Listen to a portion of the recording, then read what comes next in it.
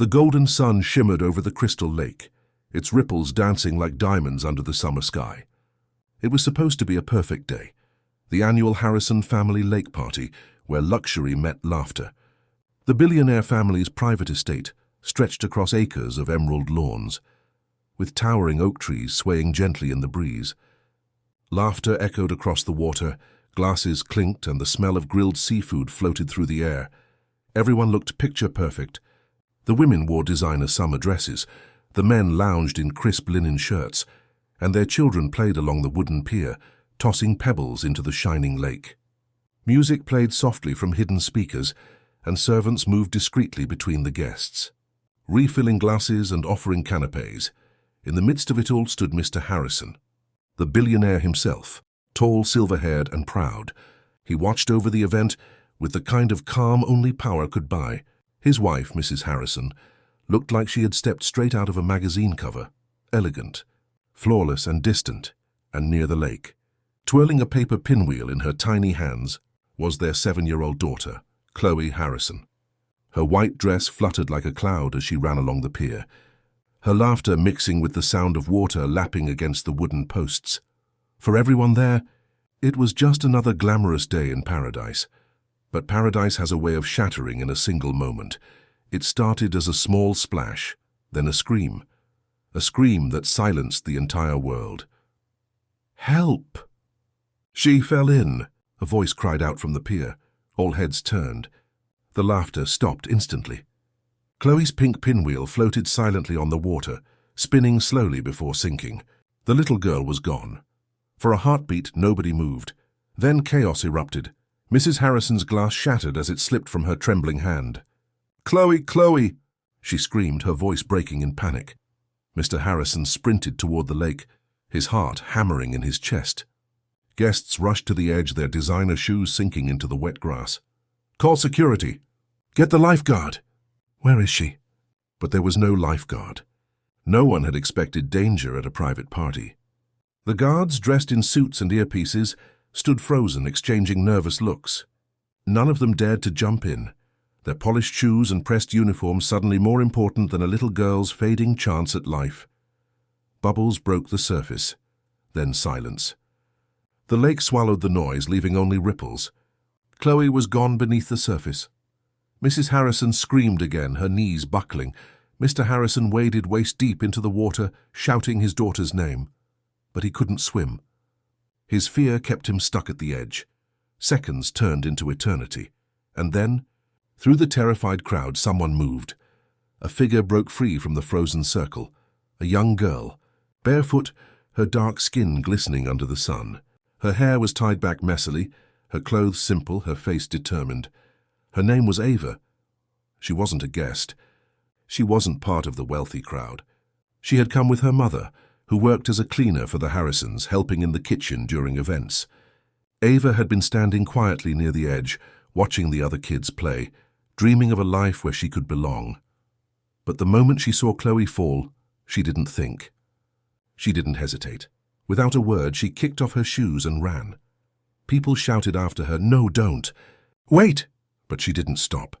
Her feet slapped against the wet pier, her heart racing with fear and fire. And then she jumped. The splash was loud and deep, a sharp sound that cut through the screams. The crowd gasped. The water was cold, shockingly cold, but Ava pushed forward, her arms cutting through the surface like blades. She could barely see, her eyes burning, lungs tightening, but she didn't care. Somewhere beneath her was a little girl, and Ava wasn't going to let her die.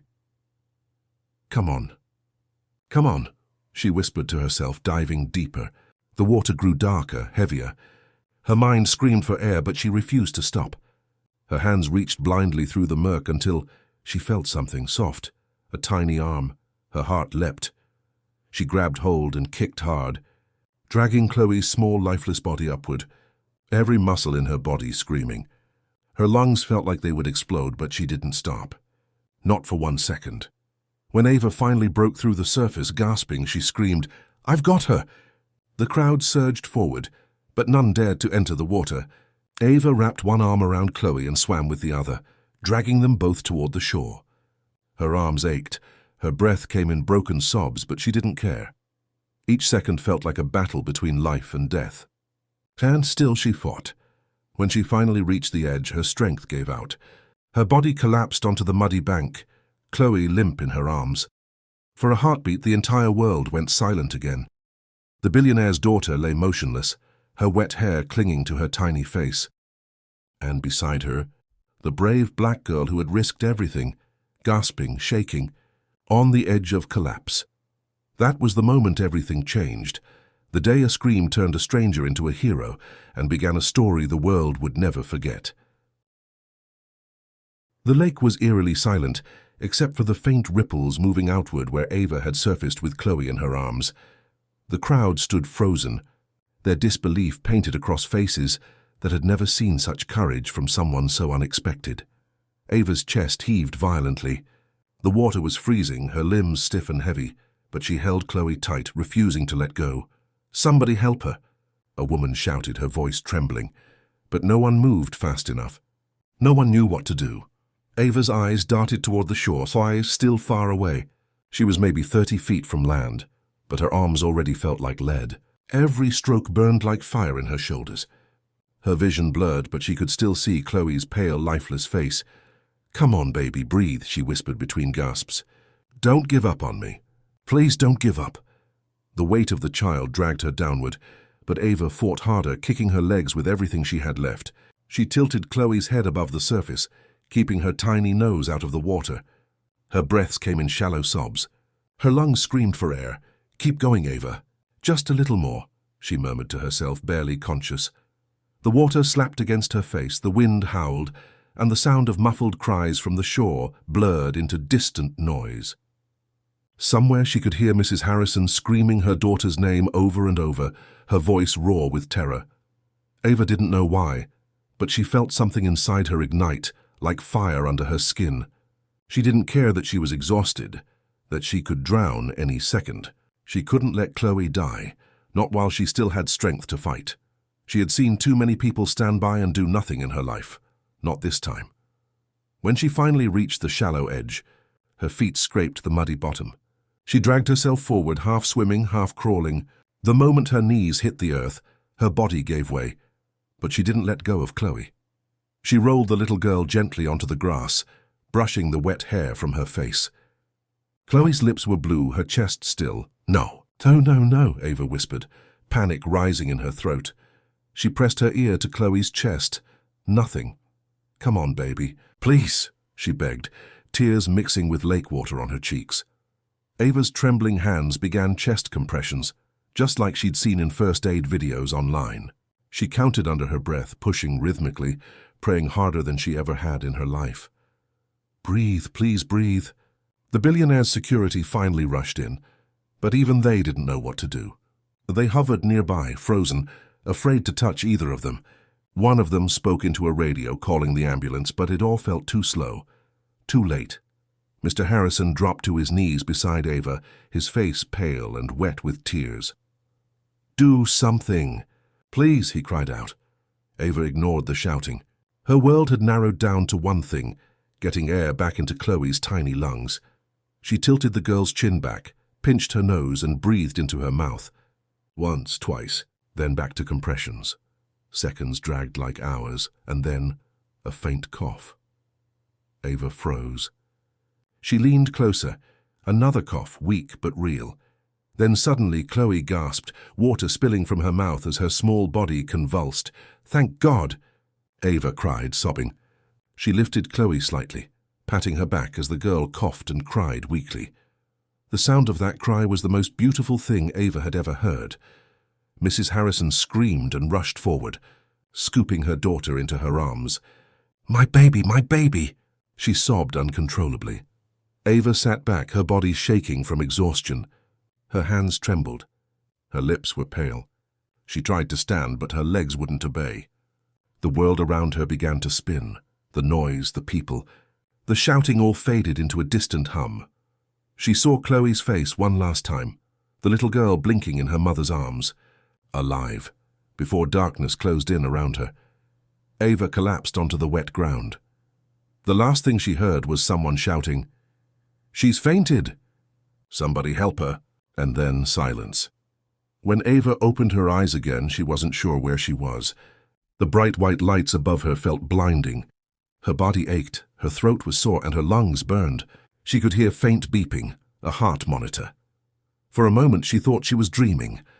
But then she remembered the water, the child, the fear, and she shot up, gasping. A nurse hurried to her side. "It's okay, honey. You're safe now. You're in the hospital." Ava's voice trembled. "The little girl, is she okay?" The nurse smiled softly. "She's alive. You saved her." Ava closed her eyes, tears spilling silently down her cheeks. Relief washed over her like warmth after a storm. But even then, she didn't know that her act of bravery, the purest moment of her life, would soon be buried under silence, secrets, and the weight of power. Because in the world of the wealthy, truth doesn't always make the headlines, and heroes don't always get their names remembered. When Ava's eyes flickered open again, the world around her was chaos. The once elegant lakeside, which only hours ago echoed with laughter and music, had turned into a scene of panic and disbelief. Her vision was blurry, but she could make out silhouettes, people crowding around, shouting, pointing, crying. The sun reflected off the water like shattered glass, almost too bright for her tired eyes. She tried to move, but her body refused. Every breath was heavy, painful. Then she heard it, the desperate voice of a father. "Please, somebody help my daughter." Mr. Harrison's voice cracked with panic. He was kneeling beside little Chloe, whose small, motionless body lay on the grass. Her wet dress clung to her, her skin pale as snow. Mrs. Harrison sobbed uncontrollably, her perfectly styled hair now drenched and tangled as she held her daughter's hand. "Chloe, please open your eyes," she whispered, her voice trembling. "Baby, please." Ava wanted to get up, wanted to help, but her strength was gone. Her limbs felt like stone, her heartbeat uneven. She could only watch, lying there helpless, her chest rising and falling in painful gasps. The paramedics arrived, rushing through the panicking crowd with their red kits. "Make space. Everyone move back," one shouted, pushing people aside. Ava could hear the rustling of gloves, the clicking of equipment, the urgent commands. The medics began chest compressions, counting rhythmically as they tried to bring Chloe back. 1, 2, 3, 4. The seconds dragged on like hours. Every pump of the medic's hands echoed in the air like thunder. Mrs. Harrison clutched her husband's arm, sobbing, "Please save her. Please." And then, silence. The medics stopped. For a horrifying moment, nobody moved. Nobody breathed. Ava's heart sank. The air around her felt heavy, cold, and endless. She thought she'd failed. She had jumped in, fought the water, risked everything. But what if it hadn't been enough? Tears welled in her eyes. Her hands clenched weakly in the grass. "No, please," she whispered under her breath, though no one heard her. And then a cough. A sound so small, so fragile that for a second everyone thought they imagined it. But then came another, and another. Water spilled from Chloe's mouth. She coughed harder, gasping, her small body shaking. Her eyelids fluttered open, her blue eyes wide with confusion and fear. "She's breathing," one medic shouted. "We've got her back." The crowd erupted in tears and cheers. Mrs. Harrison screamed her daughter's name and hugged her tightly, sobbing into her wet hair. Mr. Harrison dropped to his knees, covering his face with trembling hands as he broke down completely. "Oh my God. Thank you," he whispered, his voice barely audible. "Thank you, God." But when his tear-filled eyes searched the crowd for the person who had saved his daughter, he realized the girl wasn't standing. Ava lay on the ground, pale and motionless. One of the security men noticed and shouted, "The other girl! She's down!" The paramedics rushed to her side immediately, checking her pulse, wrapping a blanket around her shivering body. Her breathing was shallow, but she was alive barely. "Get her on the stretcher, now," one of them ordered. Ava's lips trembled as she tried to speak, her voice a faint whisper. "Is she okay?" The medic nodded, pressing her shoulder gently. "You did good, sweetheart. You saved her." And with that reassurance, Ava finally let herself drift into unconsciousness again, her last thought a quiet prayer of relief. As the ambulance doors closed behind them, the crowd began to whisper. Who was that girl? Was she part of the staff? She just jumped in without thinking. That's insane. Mrs. Harrison clutched her daughter tightly, tears still streaming down her face. She looked toward the ambulance as it sped away, but in her shock she never even asked the name of the girl who had just saved her child's life. The lake returned to silence. The music had stopped. The once vibrant party was now nothing but scattered glasses, floating balloons, and the eerie echo of what had almost been a tragedy. Mr. Harrison walked slowly to the water's edge, staring at the ripples spreading across the lake. The same lake that had nearly taken his daughter, and given him a miracle. He whispered softly, almost to himself, "Whoever that girl is, she's an angel." But as the day ended and the golden light faded behind the trees, that angel was nowhere to be seen. She was being rushed to the hospital, unconscious, forgotten amidst the chaos, while the people she had saved were already being surrounded by flashing cameras and comforting words. The world had already started to move on. No one noticed the lone shoe floating near the pier, the same shoe Ava had kicked off before diving in. It drifted slowly away, as if carrying her silent courage across the still water. And though no one realized it yet, that single act of bravery had just rewritten the course of all their lives forever. The steady beep of a heart monitor echoed softly through the small, sterile hospital room. When Ava opened her eyes, the bright fluorescent light stung them. For a moment, she didn't remember where she was, only the cold, the darkness, and the feeling of Chloe's tiny hand in hers as they rose from the lake. Then it all came rushing back, the screams, the water, the fight to reach the surface. Her chest ached with every breath. A dull pain ran through her arms and legs. Her throat burned, her body weak, but the first words that escaped her cracked lips weren't about herself. Is the little girl okay?" she whispered hoarsely. The nurse at her bedside smiled gently. "She's safe, sweetheart. You saved her life." Ava let out a shaky sigh, closing her eyes as tears welled up. Relief flooded her heart, heavy and overwhelming. All that mattered was that Chloe was alive. "She's lucky you were there," the nurse added softly. "Not everyone would have done what you did." Ava didn't answer. She just nodded weakly, her voice lost somewhere between exhaustion and disbelief. For 2 days she remained in that hospital bed, her body recovering from the shock and strain of nearly drowning. Every few hours a nurse would check her vitals and remind her how brave she'd been. But each time the door opened, Ava's eyes darted toward it, expecting to see the Harrison family. She imagined Mrs. Harrison rushing in with tears of gratitude, Mr. Harrison shaking her hand, maybe even Chloe walking in with flowers or a small thank you note. But no one came, not the billionaire, not his wife, not even a representative from the family, only silence.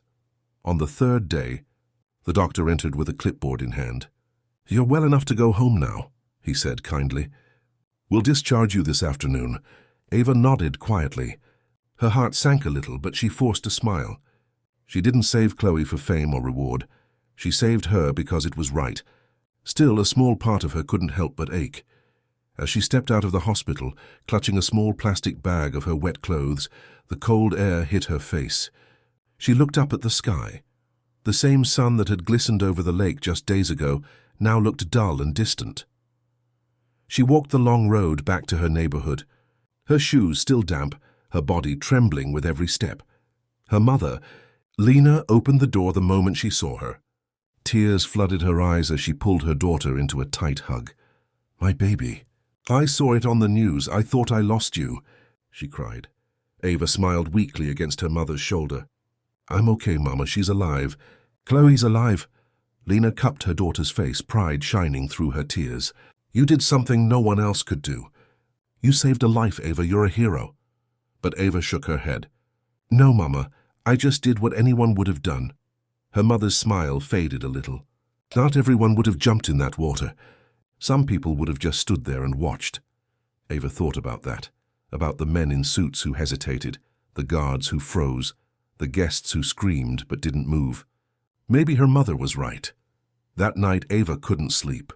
She turned on the old television in the living room, searching for news about the Harrisons.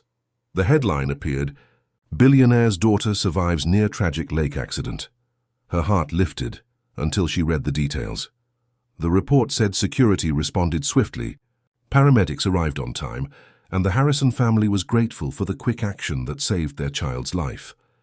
Ava's name was nowhere. Not a single mention. She stared at the screen, her eyes slowly filling with tears. They didn't even say it was me," she whispered. Her mother's voice was calm but firm. "You did the right thing, Ava. That's what matters. The truth doesn't need the world's approval." But Ava couldn't help it. The ache in her chest wasn't just physical anymore. It was emotional, deep and silent. She wasn't angry about not being thanked. She was hurt that her existence and her courage had been erased like she didn't matter. Days passed, then weeks, and life returned to its quiet rhythm. Ava went back to her part-time job cleaning offices in the city, pretending everything was normal. But sometimes, while scrubbing floors or wiping windows, her mind would drift back to that lake, to Chloe's pale face, the icy water, the sound of silence after she saved her, and she'd wonder if the Billionaire family even remembered her at all. But far away, behind the gates of the Harrison mansion, a different story was unfolding. The public believed the Billionaire's staff had saved his daughter. The PR team had carefully crafted that version. It was clean, respectable, and socially comfortable. No one needed to know that the real hero was a poor black girl who worked in the background. And so, quietly, the world moved on, and Ava, the girl who had risked her life, had disappeared from the headlines, forgotten by those she saved. But fate wasn't finished with her story yet. While Ava's small apartment slowly filled again with the quiet rhythm of ordinary life, the Harrison mansion buzzed with controlled chaos. Behind its tall iron gates, the Billionaire family was in damage control mode. In the luxurious marble living room, a team of PR managers sat in front of Mr. Harrison, flipping through papers, tapping on laptops and rehearsing statements. The smell of expensive coffee mixed with tension in the air. "Sir, the footage from the lake party was already circulating," said one of the advisors, her tone cautious. "We managed to contact everyone who posted videos. They've all agreed to remove them." Mr. Harrison nodded stiffly, his expression unreadable. "And the press?" "Under control," the woman replied quickly. "We released an official statement. The report says your private security responded immediately and rescued your daughter. It's clean. It keeps the family image strong." Mrs. Harrison, sitting across from him, clasped her hands tightly. She looked exhausted, her eyes swollen, from nights of crying, her makeup pale against her trembling face. But there was something else behind her eyes, guilt. She hesitated before speaking. "But what about that girl?" The room went silent. Everyone looked at her. "The one who jumped into the water," she continued softly. "She's the reason Chloe's alive." One of the PR men cleared his throat awkwardly. "Ma'am, we can't confirm her name or background. We spoke with staff and apparently she's the daughter of one of the cleaning women. She wasn't even invited to the event." "She saved our daughter," Mrs. Harrison said sharply, her voice rising. "Yes," the man replied carefully, "but mentioning her might complicate things. The media will twist it. People might question the event's security. It could damage the family's reputation and the company's." Mr. Harrison leaned back in his chair, rubbing his temples. His face was pale, his jaw tight. "We can't afford bad press right now," he said quietly. "Not with investors watching. Keep the statement simple. Focus on Chloe's recovery." Mrs. Harrison's eyes filled with tears. "So we just erase her? Pretend she doesn't exist?" He looked at her for a long moment, torn between gratitude and fear. Then he spoke, his voice cold but weary. "This isn't about erasing her. It's about protecting our family's image. You know how headlines work. They'll make it about class, race, everything but the truth." His words echoed through the silent room. The PR team nodded. Within hours, the statement was finalized. "We are deeply grateful to the swift action of our security team and medical professionals who saved our daughter's life. Chloe is now safe and recovering at home. The Harrison family appreciates everyone's prayers and support." The story hit the news the next morning. Headlines flashed across TV screens and online articles. "Billionaire's daughter rescued from lake tragedy. Quick action by security saves young Chloe Harrison." No mention of Ava. Not her name, not her face, not even her existence. She had been completely erased from her own story. Meanwhile, miles away, Ava's world remained quiet. Her mother folded laundry on their worn couch, while the small TV in the corner played the same report. Ava stared at the screen, emotion tightening her chest. The sight of Mr. Harrison smiling for the cameras, thanking his team, cut deep. Her mother sighed, shaking her head. "Rich people always find a way to keep the spotlight on themselves," she said softly. Ava didn't respond. She just sat there silent, her eyes fixed on the glowing screen. "I didn't do it for fame," she whispered under her breath. "But they could have at least told the truth." Her mother placed a comforting hand on her shoulder. "Truth always finds its way, baby. Maybe not today, but one day." Ava wanted to believe that, but part of her felt a pain she couldn't describe. Not anger, not regret, just a quiet heartbreak that the moment that defined her life had vanished into thin air. Days turned into weeks. Ava went back to work, cleaning offices and mopping floors, her body healing but her heart still heavy. Sometimes people around her talked about the Billionaire's lake rescue, praising the family's composure and the bravery of their staff. She'd listen in silence, hiding the truth inside her like a secret no one would ever believe. And yet, deep down, something in her refused to let go. Because even if the world didn't see her, she knew what she had done. She knew the truth.